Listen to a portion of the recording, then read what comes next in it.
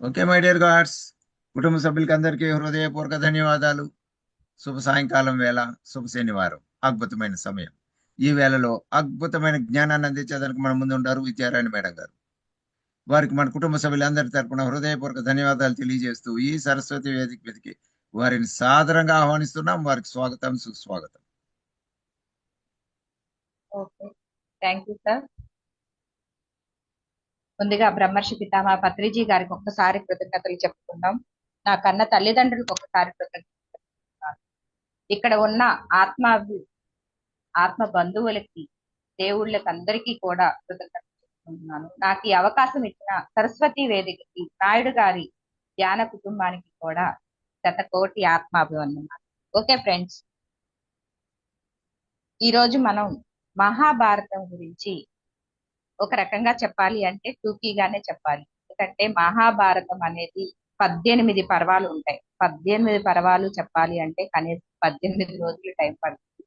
అందుకని మనం కొంచెం కొంచెంగా దీని గురించి చెప్పుకుందాం. మహాభారతం అంటే ఇదంతా కూడా మనం సరిగా అర్థం చేసుకుంటే మన జీవితంలో కూడా ఏది చెయ్యొచ్చు, ఏది చేయడం వల్ల ఇలా ఎంతో మందిని మనం నష్టపోతాము అనేది చెప్పడం కోసమే ఈ మహాభారతం మన కోసం రచించబడింది అన్నమాట. మహాభారతంలో ముందుగా 18 పర్వాలు అన్నాం కదా, ఆ 18 పర్వాల గురించి చెప్పుకుందాం. 18 పర్వాలు ఏంటంటే ఆది పర్వం, సభా పర్వం, అరణ్య పర్వం, విరాట పర్వం, ఉద్యోగ పర్వం, భీష్మ పర్వం, ద్రోణ పర్వం, కర్ణ పర్వం, సెల్వ పర్వం, స్త్రీ పర్వం, శాంతి పర్వం, సౌక్తిక పర్వం, అశ్వమేధ యాగ పర్వం, అనుశాసన పర్వం, ఆశ్రమవాస పర్వం, మౌసల పర్వం, మహాప్రస్థానం, సర్వారోహణం. ఇవన్నీ కూడా 18 పర్వాలు ఉన్నాయి. ఇలాగే మహాభారత యుద్ధం కూడా 18 రోజులు జరిగింది. ఈ 18 రోజుల్లో 10 రోజులు మన కుతులైన భీష్మాచార్యులు వారు ఉన్నారు. ఆ తర్వాత అంపశయ్య మీద ఉన్నారు వారు. 10 రోజులు అయిపోయినాక 8 రోజుల్లో అసలు మహాభారత యుద్ధం మొత్తం కూడా సంపూర్ణమైందన్నమాట. ఈ 18 పర్వాలు మొత్తం తెలుసుకుంటే అసలు మహాభారత పర్వం మొత్తం అర్థమవుతుంది. ఇందులో మనం ఆది పర్వం గురించి తెలుసుకుంటాం. ఆది పర్వం అంటే అసలు ఈ మహాభారతంలో ఈ భీష్మాచార్యులు వారు కానీ జననం తీసుకున్నది, ధృతరాష్ట్రుల వారు జననం తీసుకున్నది, కౌరవులు, పాండవులు, వీరందరిదే కదా అసలు మహాభారతం. వీటి గురించి తెలుసుకుందాం మనం. ఇందులో హస్తినాపురంలో శంతన మహారాజు ఉండేవారు. ఆ శంతన మహారాజు ఒకసారి అలా మామూలు వేటకు వెళ్తా ఉంటారు కదా మహారాజు. వీళ్ళు వేటకు వెళ్ళినప్పుడు ఒక యమునా నది తీరం దగ్గర ఒక అందమైన యువతిని చూసి మోహించి వివాహం చేసుకుంటాను అని ఆమెను అడుగుతారనమాట. ఆవిడ చెప్తారు, వివాహం చేసుకుంటాను కానీ నేను ఏది చెప్పినా కూడా నీవు ఎదురు చెప్పకూడదు. ఎప్పుడైతే ఎదురు చెప్తావో అప్పుడు నేను ఇక్కడ నుండి వెళ్ళిపోతాను, నీ జీవితంలో నుండి కూడా వెళ్ళిపోతాను అని చెప్తారు. సరే ఓకే అని శంతన మహారాజు గారు ఆ మాతను వివాహం చేసుకుంటారు. ఆవిడ గంగాదేవి. వీరిద్దరి దాంపత్యంలో ప్రేమానురాగాలతోటి చాలా ఆనందంగా గడుపుతారు. అలా ఒక సంవత్సర కాలం అయిపోయిన తర్వాత ఒక పుత్రుడు జన్మిస్తాడు. శంతన మహారాజు వంశవృద్ధి జరిగిన ఎంతో ఆనందపడుతున్న టైంలో ఆ బాలుణ్ణి తీసుకెళ్లి ఆ పుట్టిన శిశువుని గంగలో ముంచేస్తుంది. ముందు ఒప్పందం ప్రకారం ఈవెన్ నేను ఏదైనా ఎదురు ఎందుకు అని మాట్లాడితే ఎక్కడ వెళ్ళిపోతుందో అని అలా సహిస్తారు శంతన మహారాజు. ఇలా కంటిన్యూగా మొత్తం పుత్రులందరిలో కూడా 7 పుత్రులు ఇలాగే వాళ్ళు జననం, మళ్ళీ వాళ్ళని తీసుకెళ్లి గంగపాలు చేసేయడం, ఇలా చేస్తూ ఉంటుంది. ఇక తట్టుకోలేకపోతారు. ఈసారి అష్టమ గర్భం, 8వ గర్భం రాగానే లోపల లోపల శంతన మహారాజు చాలా ఆతృత ఆతృత ఆందోళన రెండు అన్నమాట. ఎందుకంటే ఆల్రెడీ 7 పుత్రుల్ని గంగపాలు చేసింది, ఇప్పుడు పుట్టే వాళ్ళని మళ్ళీ ఎలా ఉండదు, కానీ నేను అడిగితే ఎలా ఉంటుంది, ఒకవేళ ఎదురు మాట్లాడితే మళ్ళీ వెళ్ళిపోతుందేమో అని ఇలా ఈ టెన్షన్స్ లో ఉన్నారనమాట. ఇక 8వ పుత్రుడు వచ్చే సమయం దగ్గర పడింది. పుత్రుడు జననం జరిగింది, ప్రసవం అయింది, జననం జరిగింది. ఆ 8వ పుత్రుడిని కూడా తీసుకెళ్లి గంగలో కలపడానికి తీసుకెళ్లారు. ఇంకా అప్పటికి ఓర్పు సహించలేక దంతన మహారాజు అడ్డుకుంటారు. ఎందుకు ఇలా పుట్టిన వారందరినీ కూడా గంగపాలు చేస్తున్నావు, ఈ బిడ్డను కూడా చేస్తున్నావు ఇలా చేయడానికి అనగానే అప్పుడు ఆ బిడ్డని తండ్రి మహారాజు చేతిలో పెట్టి, నేను ముందే చెప్పాను, నాకు అడ్డుగా నేను ఈ చేసేదానికి ఏదైనా అడ్డుగా చెప్తే నేను వెళ్ళిపోతాను అని. అందుకని ఈ బిడ్డని తీసుకొని వెళ్తాను, కానీ నేను ఈ బిడ్డను తీసుకొని వెళ్ళను, విద్యా బుద్ధులు అన్ని నేర్పించి మళ్ళీ నీ వంశాంకురాన్ని నీకే అప్పచెప్పి వెళ్తాను అని చెప్పి ఆ మాత ఆ బిడ్డను కూడా తీసుకొని వెళ్ళిపోతారు. ఆ బిడ్డే భీష్మాచార్య. కురు వంశానికి కురు వృద్ధుడు. ఎంతో అసలు ఆ కురు వంశం అంతా కూడా అంతటి వృద్ధి చెందడానికి కారణం కూడా మన భీష్మాచార్యుడే అన్నమాట. భీష్మాచార్యుడు పేరు దేవవ్రత, గంగామాత పెట్టిన పేరు అన్నమాట. అతన్ని ఇక దైవలోకాలకు తీసుకొని వెళ్ళి దైవలోకంలో సకల విద్యా బుద్ధులు అంతా కూడా పరశురాముడు గురువుని చేసి, పరశురాముడు కూడా మన సప్త ఋషుల్లో ఒకడు, భార్గవరాముడు అంటారు, అతను విష్ణుమూర్తి 6వ అవతారం అన్నమాట.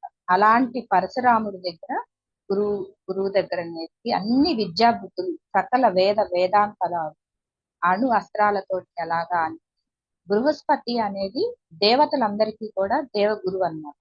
అలాంటి బృహస్పతుల దగ్గర శుక్రాచార్యుడు అనేది రాక్షసుల, అలాంటి శుక్రాచార్యుడు వీళ్ళ ముగ్గురు దగ్గర కూడా విద్యాభ్యాసాలు సకల విద్యలు సకల వేదాంగాలు ఎలా ఉండాలి ఎలా ఉండకూడదు ఉపనిషత్తులు సర్వం నేర్చుకొని అలా 17 సంవత్సరాల విద్యాభ్యాసం అయిపోయిన తర్వాత మళ్ళీ ఆ మాత శంతన మహారాజుకి అప్పచెప్తుంది అనమాట. ఈ 17 సంవత్సరాల కాలంలో శంతన మహారాజు మహా దిగులు చెంది, ఎందుకంటే 7 బిడ్డలు లేరు, అంతగా ప్రేమించి పెళ్లి చేసుకున్న గంగామాత తన దగ్గర లేదు. ఇక ఎలా ఉంటదండి అలాంటి పరిస్థితి, ఊహించుకోవటానికే అసలు ఊహకు అందనిది అనమాట. అలా ఉన్నప్పుడు ఒకసారి మళ్ళీ వేటకు వెళ్తే ఆ గంగా నది తీరంలోని వేటకు వెళ్ళినప్పుడు ఒక యువకుడు 17 సంవత్సరాల యువకుడు ధనుర్బాణాలతోటి గంగా ప్రవాహాన్ని కూడా ఆపడానికి అడ్డుకట్ట వేయడం చూస్తాడనమాట. చాలా ఆనందపడతాడు ఆ విద్య చూసి. అప్పుడు పుత్ర, ఎవరు నాయనా నువ్వు ఇంతటి విలువిద్యకారుడిగా ఉన్నావు అని చెప్పి ఆ పుత్రుడిని ఆపితే అప్పుడు గంగామాత వస్తుంది. ఇతని పేరు దేవవ్రతుడు, ఇతనే నీ పుత్రుడు, నీకు మళ్ళీ 16 సంవత్సరాలు 17 సంవత్సరాల తర్వాత అప్పచెప్తానన్నాను కదా, ఎన్నో విద్యా బుద్ధులతోటి మళ్ళీ తీసుకొచ్చి నీకు అప్పచెప్తున్నాను, నీ వంశం వృద్ధి చేసుకో అని చెప్పి ఆ బిడ్డనిచ్చి, అప్పుడు ఆ మాత అసలు ఈ బిడ్డలందరినీ కూడా గంగపాలు ఎందుకు చేసింది అనే దాన్ని కూడా వివరిస్తుంది. ఇప్పుడు దాకా కూడా అసలు ఎందుకు అలా గంగలో కలిపేసింది, ఆ బిడ్డలు ఎందుకు అలా పుట్టంగానే జననానంతరమే మరణం ఎందుకు జరిగింది అనేది కూడా ఎవ్వరికీ తెలియదు అనమాట. వాళ్ళంతా ఎవరు అంటే వాళ్ళని అష్టావసులు అంటారు. అష్టావసులు అంటే వాళ్ళు కూడా దేవతలేనమాట. ఆ దేవతలు అప్పుడప్పుడు కూడా భూలోక సంచారానికి వచ్చినప్పుడు వశిష్ఠ మహాముని ఆశ్రమంలో కామధేను ఉంది. ఆ కామధేను పేరు నందిని. ఆ నందినిని చూసి ఈ నందినిని మనమే తీసుకొని పోదాము మహర్షుల దగ్గర ఎందుకు అని చెప్పని దాన్ని దొంగతనం చేయడానికి వస్తారనమాట ఈ 3 మంది కలిసి. ఈ 8 మందిలో 8వ వాడు ప్రభాసుడు. అతను మెయిన్ తీసుకెళ్దాము అని అసలు గంగని తీసుకెళ్లడానికి ప్రయత్నించిన వాడు ప్రభాసుడు అన్నమాట. ఇది చూసి వశిష్ఠ మహాముని వాళ్ళకి శాపం పెడతారనమాట. దేవతలు అయ్యుండి కూడా మానవ లోకానికి వచ్చి ఒక కామధేను దొంగతనం చేయడానికి ప్రయత్నిస్తారా, మీరు మానవ లోకంలోనే జన్మించాలి అని శపిస్తారనమాట. అప్పుడు వాళ్ళ తప్పు తెలుసుకొని ఆ దేవతలందరూ కూడా మమ్మల్ని మన్నించండి అని చెప్పని ప్రార్థన చేస్తే సరే ఈ 7 కూడా వాళ్ళకి సహకరించారు అంతే. అసలు 8వ వాడు ప్రభాసుడు కాబట్టి మీరందరూ కూడా మీరు ఇలా ప్రార్థిస్తున్నారు కాబట్టి పుట్టిన నేను నా శాపం ఫలించక తప్పదు, అందుకని మానవ జన్మ తీసుకోవాల్సిందే, మానవ జన్మ తీసుకోగానే మీ శాప పరిహారం అయిపోతుంది, పుట్టగానే మళ్ళీ మరణించేస్తారు. ఈ ప్రభాసుడు మాత్రం మీ అందరి ఆయుష్ కూడా పోసుకొని భూమి మీదే నివసించి ఇవన్నీ కూడా భరించాలి అని చెప్పి చెప్తారనమాట. అందుకని ఈ 7 కూడా ఈ అష్టావసుల్లో 7 పుట్టగా ఇక వీళ్ళు ఇలా బాధతోటి మానవ జన్మ తీసుకోవాలా, ఇప్పుడు మానవ జన్మ తీసుకున్న తర్వాత ఏ తల్లి తన బిడ్డను పుట్టగానే చంపేయడానికి ప్రయత్నిస్తుంది, ఎవరు ఒప్పుకోరు కదా, మనం ఎవరు దొరుకుతారా అలాంటి మాత ఏంటా అని చెప్పని ఆలోచిస్తూ వస్తా ఉండగానే వాళ్ళకి గంగామాత కనిపిస్తుంది, దర్శనమిస్తుంది.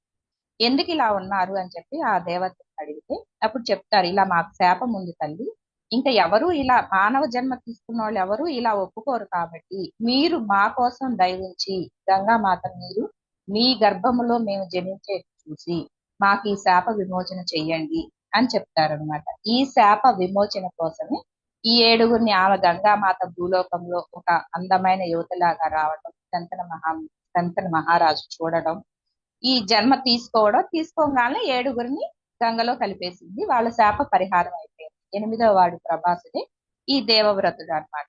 ఇతను వీళ్ళందరి ఆయుష్ పోసుకొని ఇలాంటి బాధలు ఇవన్నీ కూడా మానవ జన్మ తీసుకొని అనుభవించాలి కాబట్టి తెలివితేటలతోటి అతన్ని మళ్ళీ తీసుకెళ్లి గంగామాత ఆలోకానికి తీసుకెళ్లి సర్వ విద్యలు, ఇంతమంది గురుదేవుళ్ళ దగ్గర సర్వ విద్యలు, వేదాంతాలు, అన్ని రాజ్యపాలనకి సంబంధించిన అన్ని కూడా నేర్పించి మళ్ళీ 17వ సంవత్సరాన శంతన మహారాజుకి అప్పగించేసి ఇది వృత్తాంతం అంతా చెప్పేసి గంగామాత మళ్ళీ వెళ్ళిపోయింది అనమాట. ఇలా భీష్ముడు జననం, భీష్ముడు ఇంతగా విద్యను అభ్యసించి రావడం, ఇదంతా కూడా గంగామాత ఈ గురువుల వల్ల జరిగింది.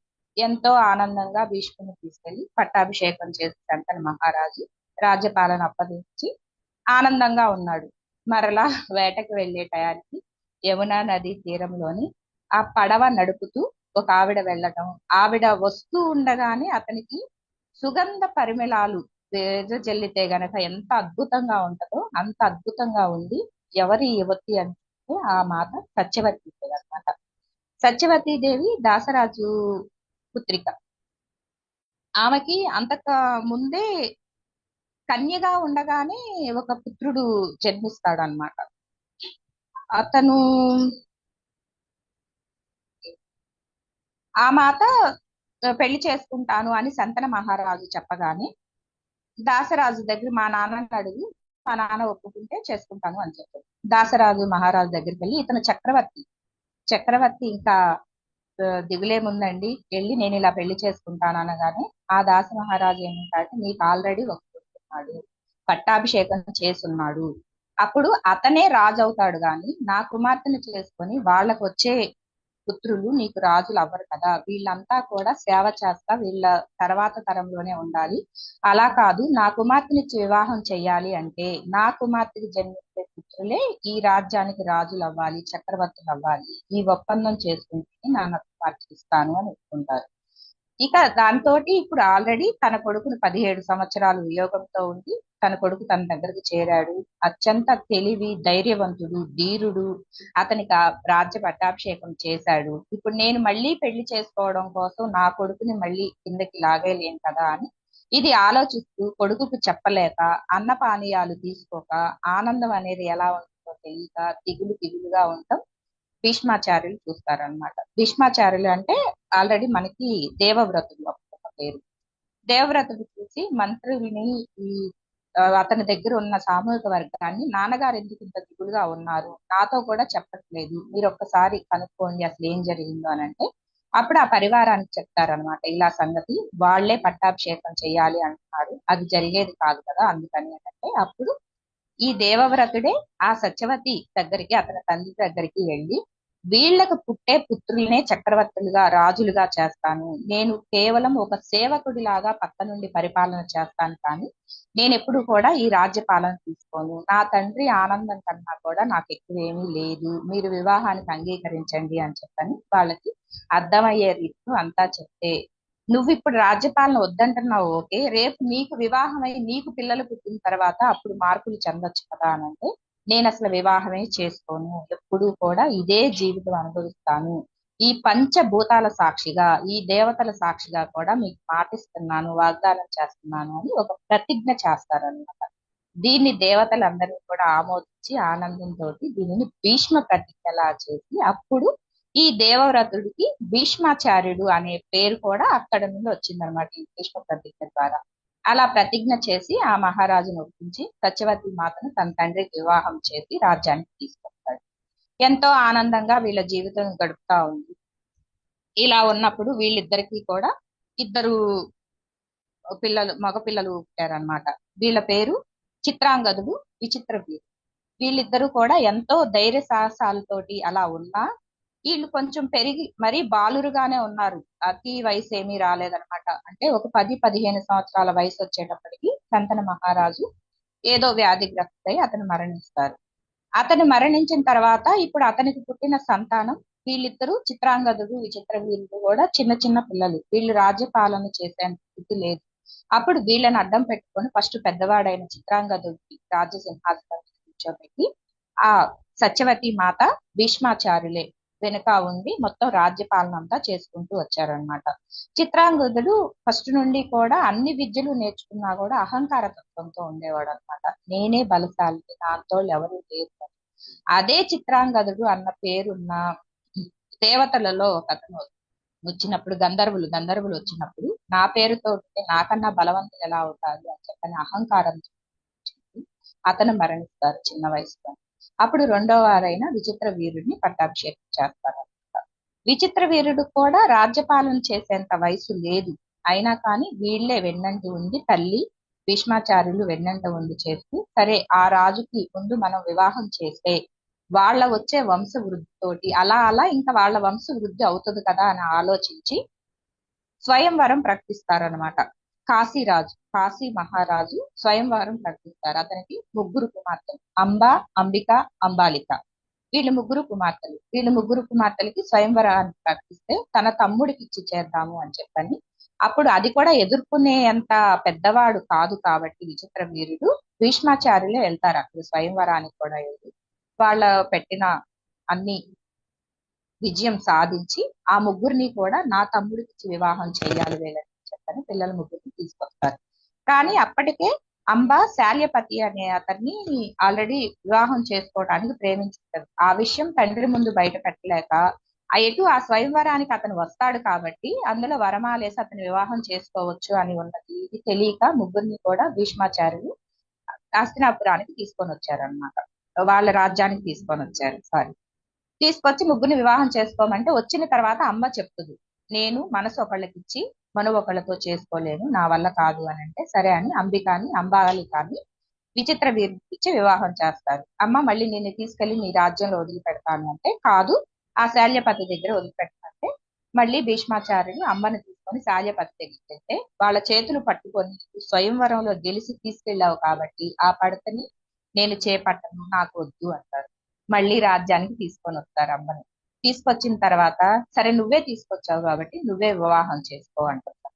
నేను ఇలా భీష్మ ప్రతిజ్ఞ చేస్తున్నాను, నేను దేవతల సాక్షిగా నేను నా ప్రతిజ్ఞ ఎప్పుడూ కూడా నేను మర్చిపోను, నేను నిన్ను వివాహం చేసుకోవడానికి లేదమ్మా మరి ఏంటి అని అంటే, ఇంకా ఆవిడ కోపంతో, ఎందుకంటే అంబ జీవితం నాశనం అయిపోయింది, తను కోరుకున్నవాడు తనకు దక్కలేదు, అలాగని స్వయంవరంలో గెలిచి ఇక్కడ తీసుకొచ్చి ఇక్కడ వివాహం చేసుకోలేదు, ఎటు వెళ్ళలేక భీష్మాచార్యుని నిన్ను ఎలా అయినా అంతమొందిస్తాను అని ప్రతినపూని అడవుల్లోకి వెళ్ళి ఆమె తపస్సు చేసుకొని ఘోర తపస్సులు చేసి దేవుళ్ళని దేవతల్ని మెప్పించి, ఇప్పుడు అప్పటికి తల్లి చెప్తుంది సత్యవతి, చూడు నాయన అంటే, లేదు నేను నా ప్రతిజ్ఞ తప్పను అంటారనమాట. శివుణ్ణి మెప్పించి నేను ఎలాగైనా సరే ఆ భీష్మాచార్యుని పతనం చూడాలి అని అంటే, ఈ జన్మలో కుదరదమ్మా అలాగా, సరే నువ్వు తర్వాత జన్మలో ఒక వంశంలో జన్మించి శిఖండిగా జన్మిస్తావు, ఆ టైంలో నువ్వు ఆయన ముందుకెళ్తే అతని ధనుర్బాణాలు ఇక నీ మీద వదలదన్నమాట, అతను మరణిస్తాడు, అలా అతని మరణానికి నువ్వు కారణం అవుతావు అని చెప్పని ఇంకొక జన్మ తీసుకున్నట్టు చేస్తాడు అనమాట భగవంతుడు. అది అంబ జీవితం. ఇక అంబిక ఇద్దరు కూడా విచిత్ర వీరుడి వివాహం చేస్తారు కదా. ఇతను కూడా 7 సంవత్సరాల కాలం చాలా ఆనందంగా గడుపుతారు, కానీ ఎలాంటి వంశవృద్ధి కోసం వీళ్ళకి పిల్లలు జన్మించలేదు. అతను ఇంకా ఏదో వ్యాధిగ్రస్తుడై పాపం విచిత్ర వీరుడు కూడా మరణిస్తాడు. అప్పుడు సత్యవతి మాత తన వంశం నిర్వంశం అయిపోతుంది, ఇంకా పిల్లలిద్దరూ మరణించారు, కోడలికి వంశవృద్ధి లేదు, భీష్మాచార్యుడు వివాహం చేసుకోలేదు, వంశ వృద్ధి కోసం అప్పటికి కూడా నీ ప్రతిజ్ఞ మాని నువ్వు వివాహం చేసుకోను ఆయన, అలాగన్నా వంశ వృద్ధి జరిగింది అని మళ్ళీ వినయంగా కోరుకుంటాడు. అయినా కానీ భీష్మాచార్యుడు నా ప్రతిజ్ఞ, నేను వివాహం అనేది నేను జీవి ఉండగా చేసుకోను అని గట్టిగా చెప్పేస్తారన్నమాట. ఇక ఏం చేయాలో అర్థం కాక అప్పుడు అతను ముందు సంతానం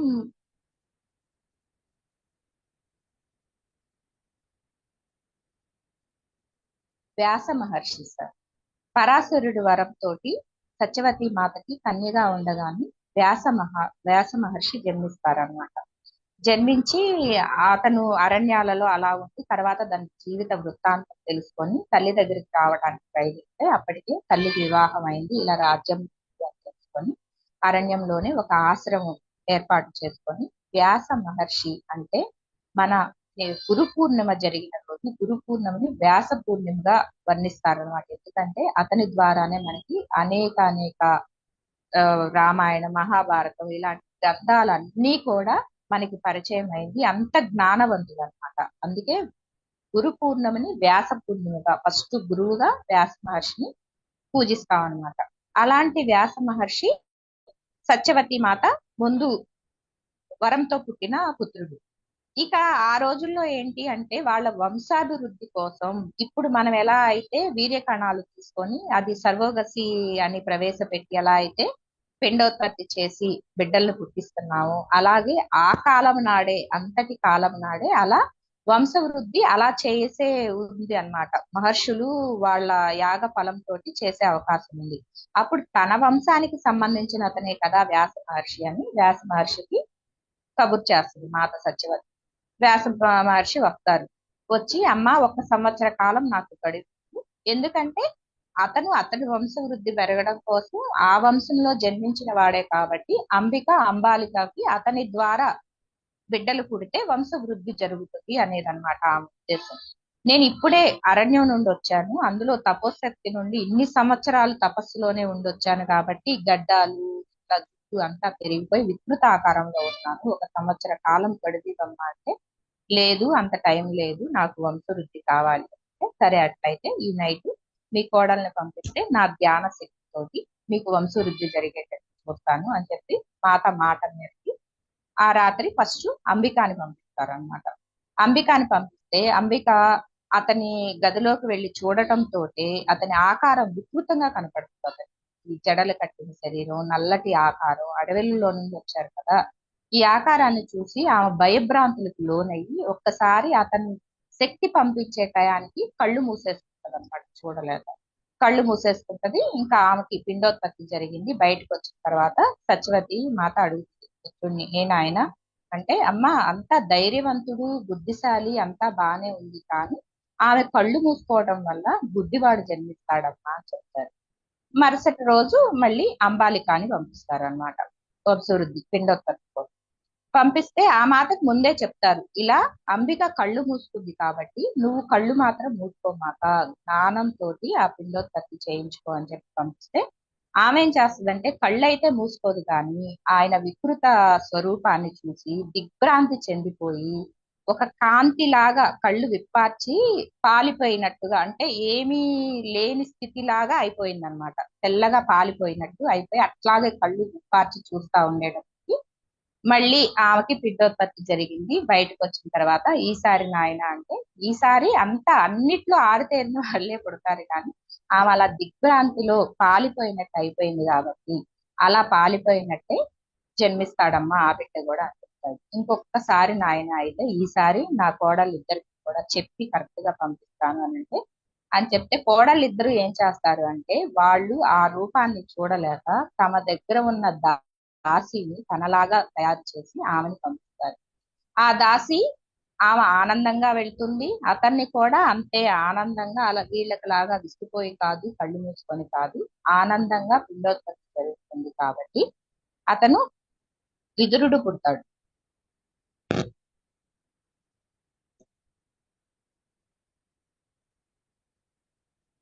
విదురుడు జన్మిస్తాడు అనమాట దాసి.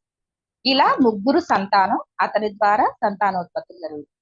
ఇలా అంబికకు పుట్టిన కళ్ళు మూసుకుంది కాబట్టి గుడ్డివాడిగా ధృతరాష్ట్ర జననం, పాండురాజుగా అంబాలికకి జననం, దాసి మాతకి విదురుడి జననం అన్నమాట.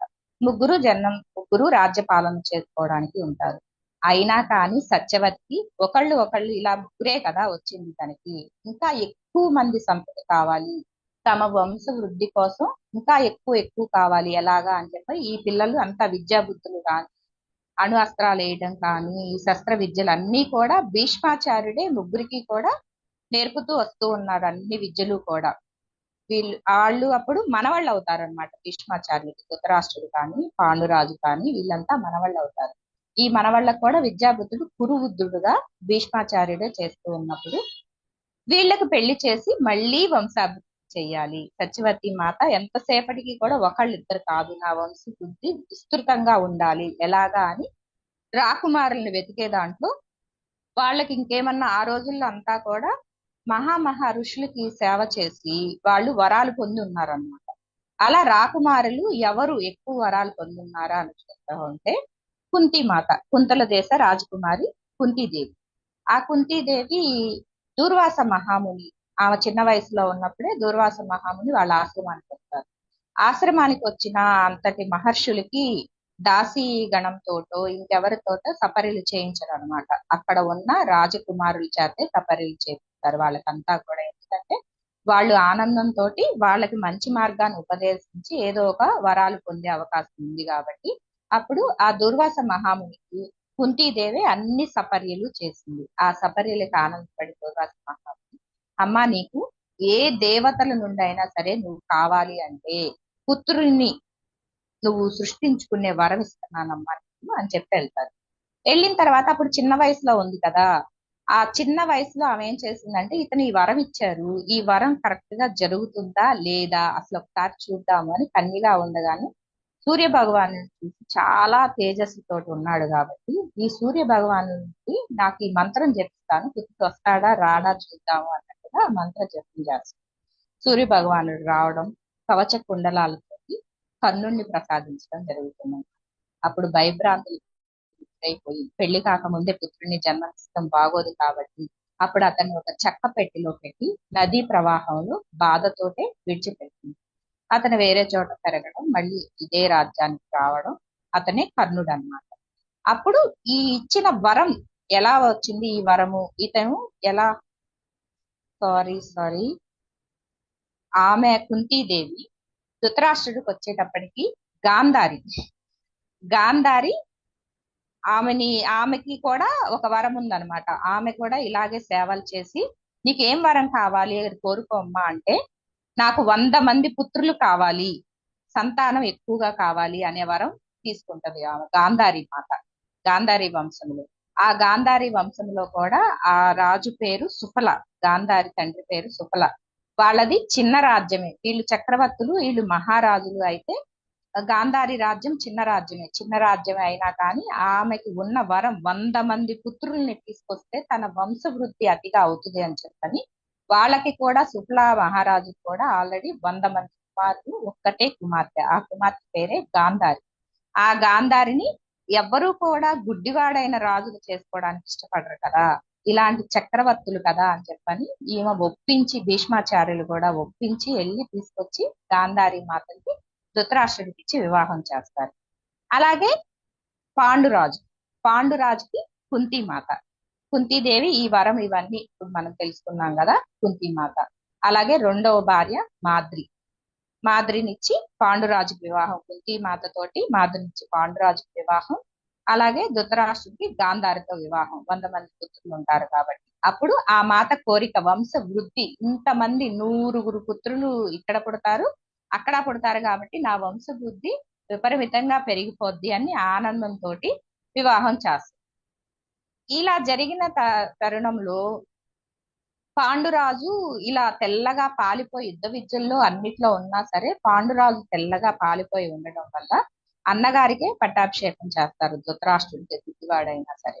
కానీ వెనకాల అంతా భీష్మాచార్యులు, ఈ సత్యవతి మాత, పాండురాజు వీళ్ళంతా కూడా రాజ్యపాలన చేసుకుంటూ ఉంటారు.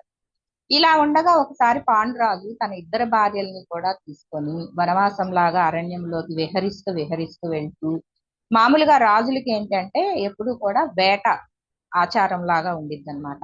అలా వేటకెళ్ళి ఒక 2 జింకలు, వేట ఆచారం ఏంటంటే 2 జింకలు కలిసి ఉన్నప్పుడు సుఖభోగాలు అనుభవిస్తున్నప్పుడు అసలు వేట ఆడకూడదు అనమాట, అది రాజనీతి.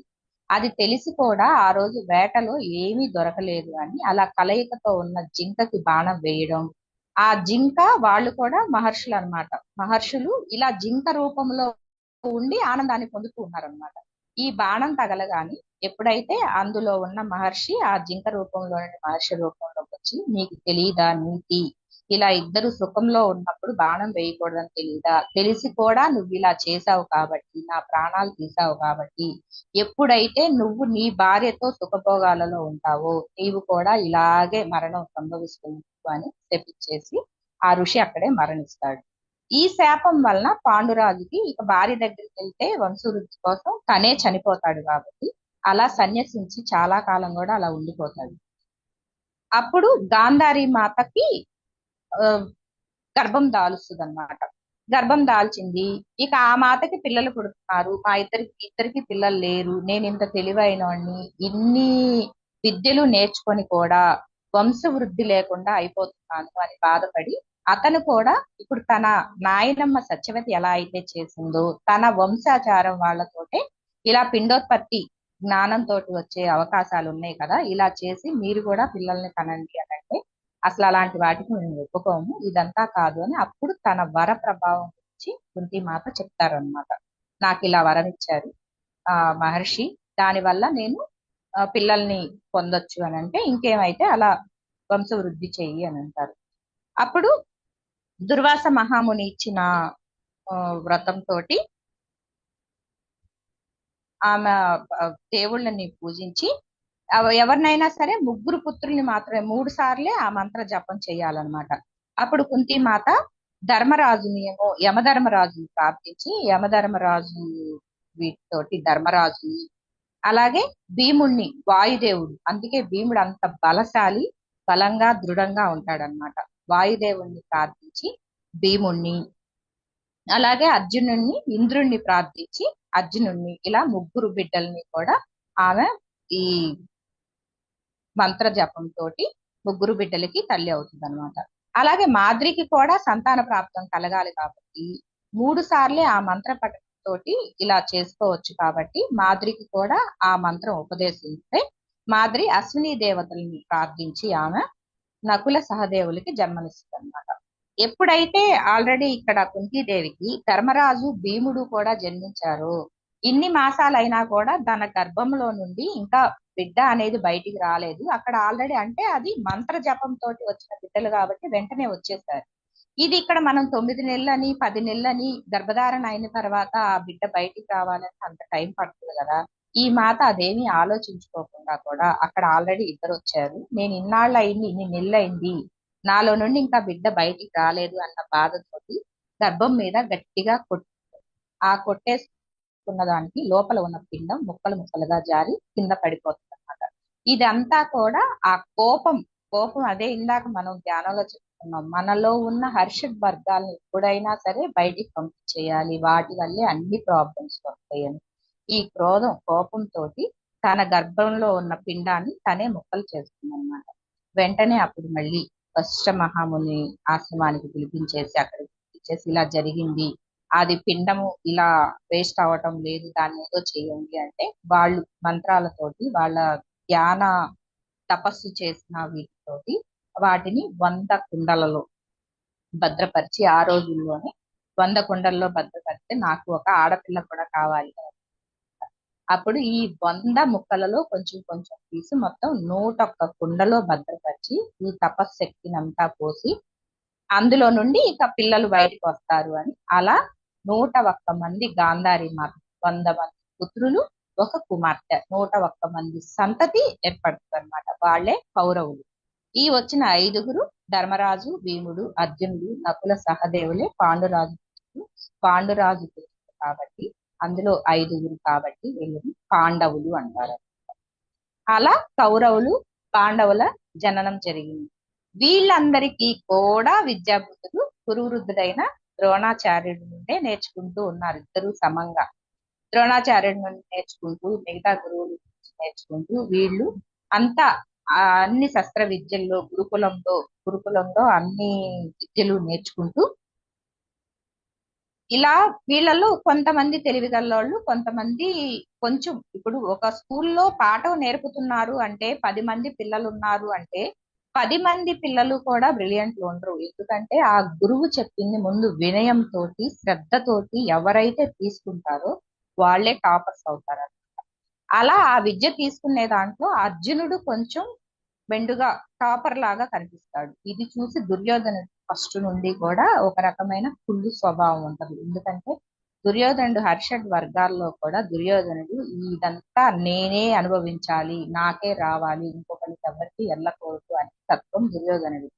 ధృతరాష్ట్ర తత్వం ఏంటి అంటే పిల్లల మీద వ్యామోహంతో ఉండి ఆ పిల్లలు ఏది చేసినా కూడా తప్పు అని చెప్తే బాధపడతారు కాబట్టి తప్పును తప్పు అని చెప్పకుండా కేవలం వ్యామోహం వల్ల వాళ్ళు ఏది చేసినా కూడా అలా వింటూ ఉండేవాడు ధృతరాష్ట్రుడు. వీళ్ళందరికీ అసలు ఈ మహాభారత యుద్ధం జరగడానికి కానీ పాండవులు కౌరవుల మధ్య ఇంత జరగడానికి కారణం శకుని. ఈ శకుని ఎవరు అంటే గాంధార రాజ్యంలో గాంధారికి 100 మంది అన్నదమ్ములు అని చెప్పాం కదా. 100 మంది అన్నదమ్ముల్లో ఆఖరివాడు శకుని. వీళ్ళు గాంధారి ఒక గుడ్డివానికి అక్క చెల్లెల్నిచ్చి పెళ్లి చేయడానికి ఎవ్వరికి ఇష్టం లేదన్నమాట. తండ్రికి కూడా ఇష్టం లేదు. చక్రవర్తులు కదా, కాదనలేక చేశారు. దీనికి ముందు ఏం జరిగింది అంటే గాంధారికి ఆ రోజుల్లో జాతకాలు ఇలా చూయించేవాళ్ళు కదా. ఆ జాతక చక్రం ప్రకారం గాంధారి మాతకి ఒక శాపం ఉంది. ఎవరైతే ఫస్ట్ పెళ్లి చేసుకుంటారో అతను చనిపోతాడు అనమాట. ఈ శాపం ఉంది. ఈ శాపం నివృత్తి కోసం ఏం చేశారు అంటే ఒక మేకపోతును ఏదో ఒక జీవిని తీసుకొచ్చేసి ఆ మాతకి ఇచ్చి వివాహం చేసి వివాహం అయిపోగానే దాన్ని చంపేశారు. అప్పటితో అది రిలీవ్ అయిపోయినట్టు అనమాట. అలా అనుకొని చేశారు. కానీ దీన్ని తెలియకుండా దాచిపెట్టారు. పెళ్ళైన తర్వాత ఈ విషయం తెలుసు ధృతరాష్ట్ర మహారాజుకి తెలిసి మమ్మల్ని ఇంత మోసం చేస్తారా, మీరు చిన్న రాజ్యాలు వాళ్ళని కూడా అని చెప్పని ఆ కోపంతో ఆ సుఫల అనే మహారాజుని అతని 100 మంది తీసుకొచ్చి కూడా కారాగారంలో బంధించేశారనమాట. బంధించేసి వీళ్ళని బయటికి వదలకుండా ఇది ఎవరికి తెలియకుండా ఒక చీకటి గృహలో బంధించి రోజుకి కూడా తండ్రితో కలిపి 101 మంది వాళ్ళు 101 అన్నం మెతుకు మాత్రమే ముద్ద చేసి ఆ కారాగారంలో కిందకి వదిలిపెట్టేవాళ్ళు అనమాట. వీళ్ళందరిలోకి కూడా 100 మంది పుత్రుల్లో కూడా శకుని చాలా తెలివైన వాడు. ఏదైనా యుక్తంగా ఆలోచించడం, పాచికలు బాగా ఆడటం, నేర్పుగా ముందు ఎదుటి వారిలో ఉన్న గుణాలని కనిపెట్టే శక్తి శకునికి ఉందన్నమాట. ఈ అతి తెలివైనోడు కాబట్టి ఈ మిగతా 100 మంది తండ్రితో కలిపి 99 అన్నదమ్ములు కూడా ఈ 101 మెతుకు మనం తలా ఒక అన్నం మెతుకుని మనం ఎవ్వరం జీవించాం కాబట్టి మన అందరిలో తెలివైన వాడు శకుడు కాబట్టి ఇతనికి ఆ మొత్తం పెట్టేద్దాం. అతను తర్వాత బయటికి వెళ్ళి వాళ్ళ మీద పగ తీర్చుకోవడం ఏదో చేస్తాడు అని చెప్పి ఎవ్వరు ఆ ఆహారాన్ని ఆ 101 మెతుకుని శకునికే పెడతారు. ఇలా ఆహారం లేక రోజు కొంతమంది అందరూ మరణిస్తారు. ఆఖరికి తండ్రి మరణిస్తూ ఆయన మనల్ని ఇంత క్షోభ పెట్టారు కాబట్టి నువ్వు పాచికలు బాగా ఆడతావు కాబట్టి నేను చనిపోయిన తర్వాత నా ఎన్నుపూసలో ఎముకలు నీకు పాచికలుగా తయారవుతాయి. అది నువ్వు ఎంత నెంబర్ పడమని చెప్తే అంత చెప్తుంది కాబట్టి దీనితో నీ పగ తీర్చుకో అని ఆఖరి మాటలు చెప్పి విశ్వాస వదులుతాడు తండ్రి.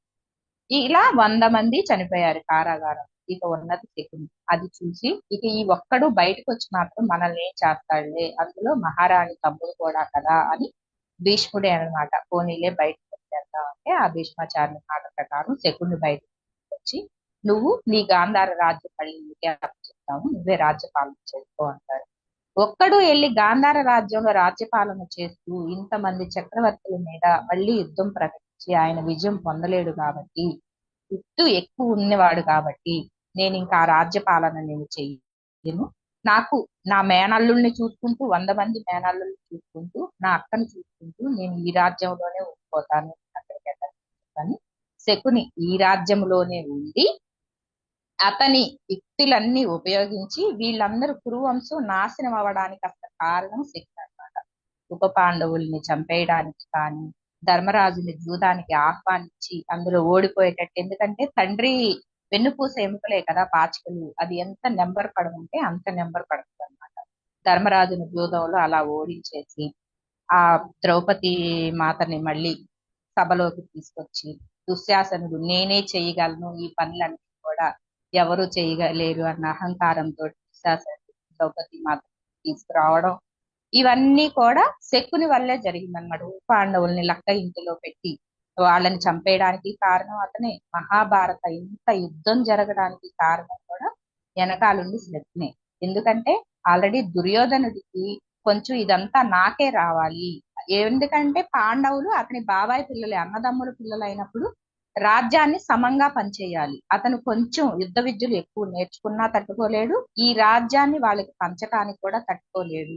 ఇలాంటి బుద్ధితో ఉన్నాడు కాబట్టి అతని వెనకాల చేరి దేవుడి అన్ని చెప్పుకుంటూ ఈ యుద్ధానికి అంతటికీ కూడా కారణం అదే అయ్యారనమాట. శకునే అయ్యారు. ఇలా శకుని వీళ్ళ వెనకాలండి ఇంత నడిపించి ఈ పాండవుల్ని వనవాసాలకి పంపించడానికి కారణం కూడా అతనే అయ్యి, ఈ యుద్ధానికి కారణం అయి కూడా ఇప్పుడు 18 రోజులు మహాభారత యుద్ధం జరిగింది అని చెప్తున్నాం. 10 రోజులు భీష్మాచార్యుడు ఉన్నప్పుడు ఎవ్వరిని కూడా ఇటు కోల్పోకుండా అతను యుద్ధం చేస్తున్నప్పుడు ఎదుట నిలబడ్డ వ్యక్తి ఎవ్వరూ కూడా జయించలేరన్నమాట. ఇలా ఉన్నప్పుడు ఇక కృష్ణ పరమాత్ముడు అర్జునుడు ఏమంటాడు, కురుక్షేత్ర యుద్ధం భగవద్గీత అంతా కూడా మనకి దీని నుండి మహాభారత యుద్ధం నుండే కదా వచ్చింది.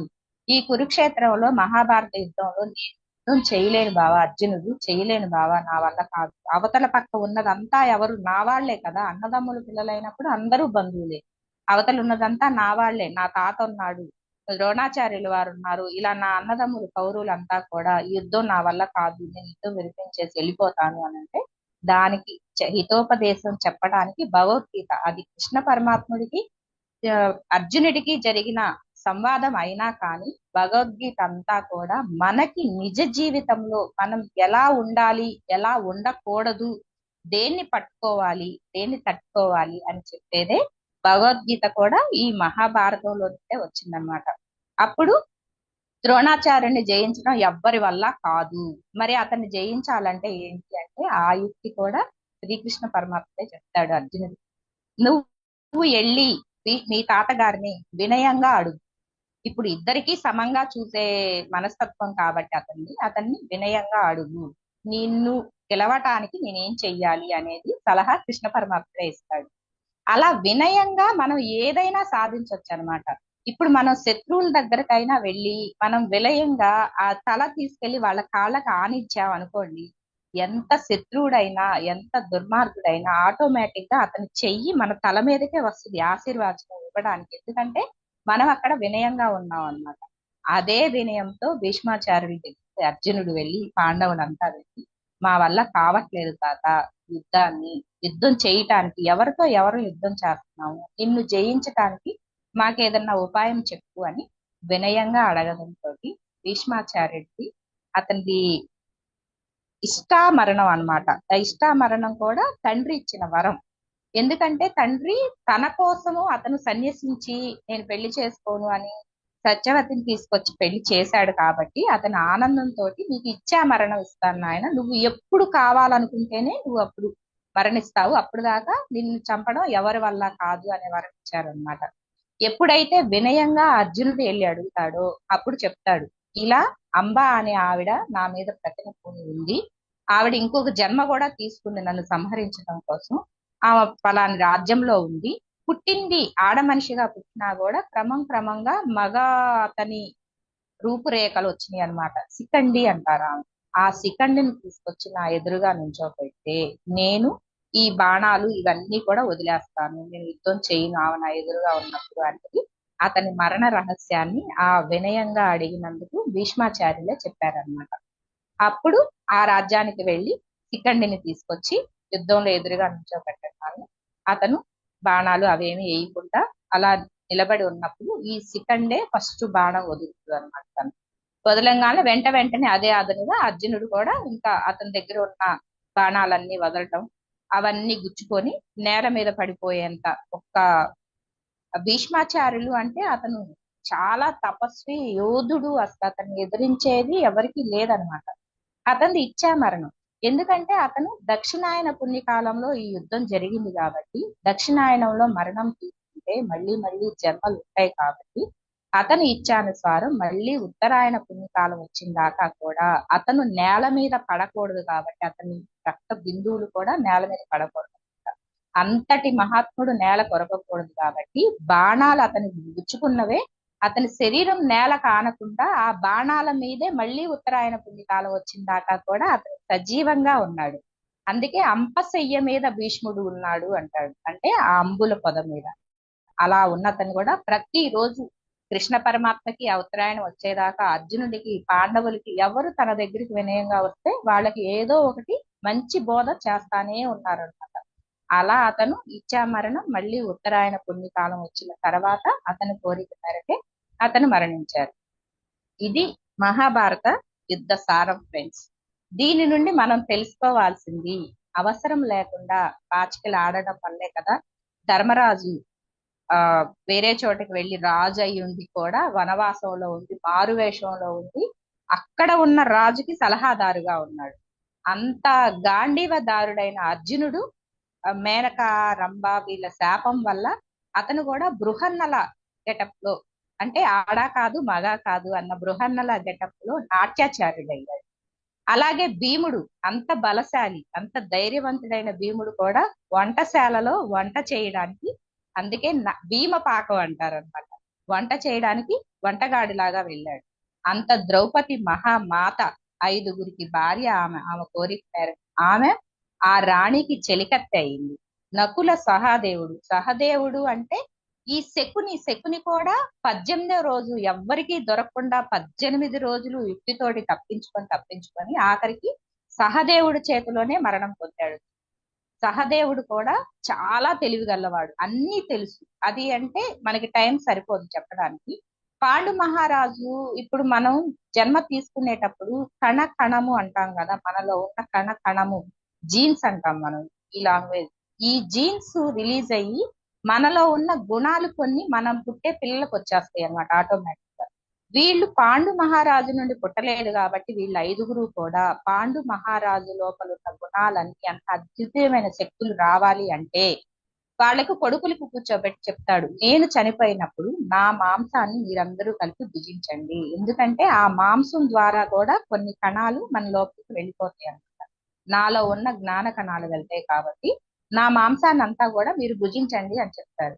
పాండు మహారాజు ఇలా సన్యసించి చాన్నాళ్లు భార్యల దగ్గరికి రాకుండా ఉన్నా కానీ ఏదో ఒక రోజు ఆ భార్య మీద మోహం రావడం, భార్యతో కలవడం, ఆ టైంలో కుంతీదేవి పిల్లలతో ఉండటం, మాధవితో కలవడం, ఆయన చనిపోయే ముందు పిల్లలకి చెప్తాడనమాట, నా వల్లే ఇలా జరిగి పాండురాజు మరణిస్తున్నాడు కాబట్టి నా పిల్లల్ని నీ పిల్లలుగా నువ్వు చూసుకో అని ఆ మాధవి కూడా పాండు మహారాజు తోటి సహగమనం చేసిందనమాట.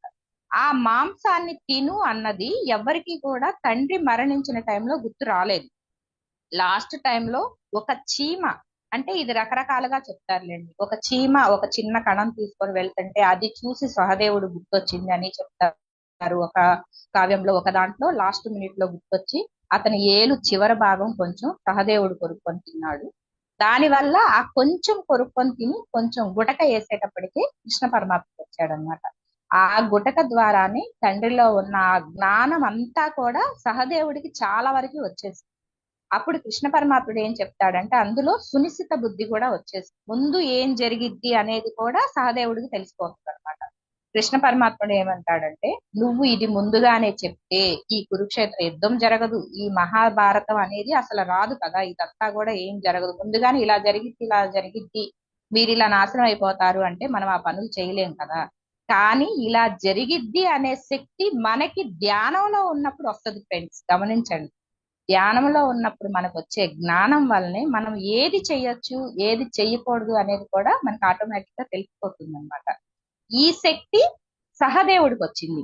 ఇంకా అది తెలిసి ఇది నువ్వు బయటపడినవు, ఎవరైనా సరే నిన్ను సలహా అడిగితే మాత్రమే నువ్వు ఇది జరుగుతుంది అని చెప్పు.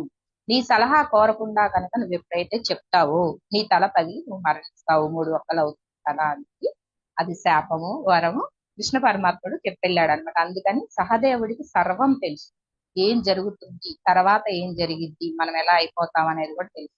కానీ మన ఇంట్లో చిన్నవాళ్ళు ఉన్నప్పుడు చిన్నవాళ్ళ సలహా మనం ఎవరన్నా అడుగుతామండి, పెద్దవాళ్ళని నీకేం తెలుసు చిన్నవాడివి అంటారు కానీ ఎవ్వరూ అడగరు. అలా సహదేవుడికి తెలిసినా కూడా మౌనంగా ఉన్నాడు. అంతటి జ్ఞాని అయిన సహదేవుడు కూడా గొర్రెలు ఆవుల కాపరిలాగా అక్కడ ఉండిపోవాల్సి వచ్చిందనమాట. ఇదంతా కూడా మనలో అజ్ఞానం ప్రవేశించి మనం చేసిన పొరపాట్ల వల్లే జరుగుతుంది. అందుకని మహాభారతం గురించి మనం మన జీవితంలో ఇన్ని విషయాలు తెలుసుకోవచ్చు.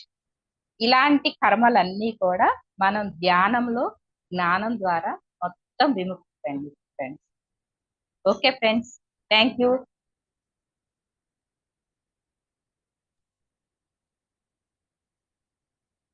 Thank you madam, Vijayarani okay madam. Sir. Thank you very much.